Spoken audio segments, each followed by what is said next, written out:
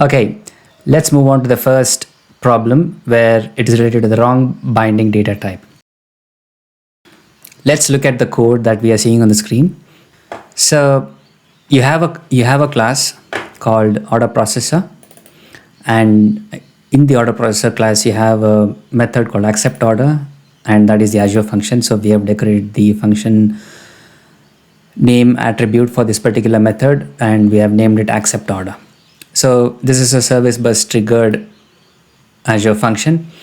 The queue that is being used is the orders queue or orders -q, and the connection string is specified by this particular connection. So this connection can be configured in your app settings, and the actual connection string will be specified in your app settings through your deployment pipeline. And the message is obtained in this my message variable or argument, and then you have the log as well. And inside the method body, you're just deserializing the message into the order type, and the order type has 4 properties: order ID, customer name, total amount, and order date. So this is the function that is exhibiting a problem. So what is a problem? Everything looks fine, right? The trigger is bound to your queue, the connection strings wired up, locally everything works fine.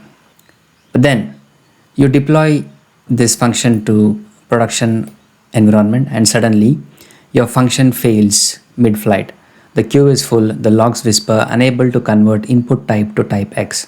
The function never completes, and your retries start stacking up. Here's what's actually happening.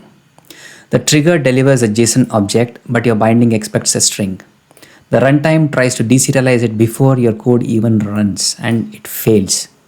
What is the fix? The fix is align your parameter type with your trigger's payload. If your message is JSON, use a POCO or a J object. Add null checks, add fallback deserialization, and when you're dealing with evolving schemas, go with J object. So 2 ways to deal with it.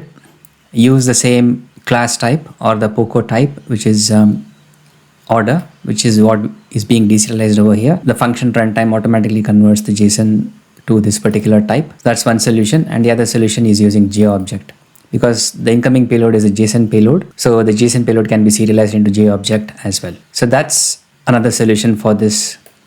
So the next time your function suddenly fails with a conversion error, remember the runtime wasn't wrong, but the binding contract was broken. So Azure Functions type binding is a silent contract between you and the runtime.